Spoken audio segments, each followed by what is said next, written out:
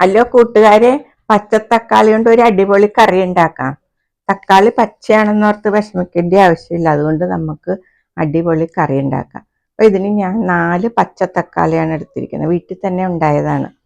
ആ പച്ചത്തക്കാളി പൊടിയായിട്ട് അരിഞ്ഞ് പച്ചമുളകും ലേശം മുളക് പൊടി, മഞ്ഞൾപ്പൊടി, ഉപ്പ് ചേർത്ത് ചട്ടിയിൽ വേവിക്കാൻ വെക്കും. അതൊരു 5-10 മിനിറ്റ് കൊണ്ട് വെന്ത് വരും. ആ ചാറ് പറ്റി കുറുകാനായിട്ട് വെക്കണം.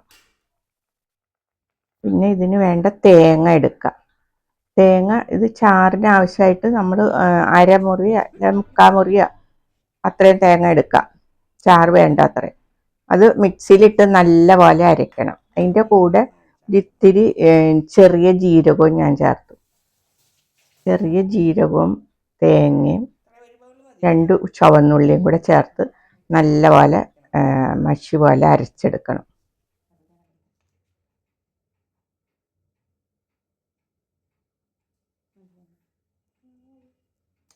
ജീരകം ലേശം വെള്ളം കൂടി ഒഴിച്ചാൽ നല്ലപോലെ വെളുത്ത് നല്ല കൊഴുപ്പായിട്ട് കിട്ടും.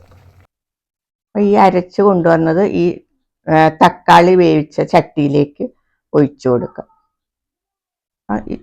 ഒഴിച്ച് നല്ലപോലെ ഇളക്കി അതൊന്നുകൂടെ നല്ലപോലെ തിളപ്പിക്കണം.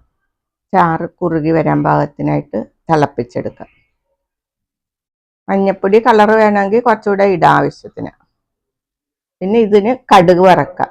കടുക് വറുക്കാനായിട്ട് ചെറിയ ഒരു കൈപാത്രത്തിൽ വെളിച്ചെണ്ണ ഒഴിച്ച് കടുക് ഇട്ട് പൊട്ടി വരുമ്പോൾ ചുവന്നുള്ളി അരിഞ്ഞതും കരിവേപ്പിലയും കൂടെ ഇടാം. ചുവന്ന മുളക് ഉണ്ടെങ്കിൽ അതും ഇടാം. കടുക് പൊട്ടി വരുമ്പോഴത്തേക്കും അതിലേക്ക് ചുവന്നുള്ളിയും പച്ചമുളകല്ല കരിവേപ്പിലയും ചുവന്ന മുളക് ഉണങ്ങിയത് ഇട്ട് താളിച്ച് കറിയിലേക്ക് ചേർക്കാം. കറിയിലേക്ക് ചേർത്ത് വരുമ്പോൾ നമ്മുടെ തക്കാളി ചാറ് റെഡി ആയിട്ടുണ്ട്. നല്ല ടേസ്റ്റി ആയിട്ടുള്ളതാണ്. അപ്പോൾ എല്ലാവർക്കും ചോറിന് ഒക്കെ ഒഴിച്ചു കൂട്ടാനായിട്ടും ചപ്പാത്തിക്കും കൂട്ടാം. രുചികരമായ പച്ച തക്കാളി ചാറ് എല്ലാവരും ഉണ്ടാക്കി നോക്കണേ. ഓക്കെ, വീഡിയോ ഇഷ്ടമായ ലൈക്ക് ആൻഡ് ഷെയർ ചെയ്യണേ. സബ്സ്ക്രൈബ് ചെയ്യാൻ മറക്കരുത്. ഓക്കെ.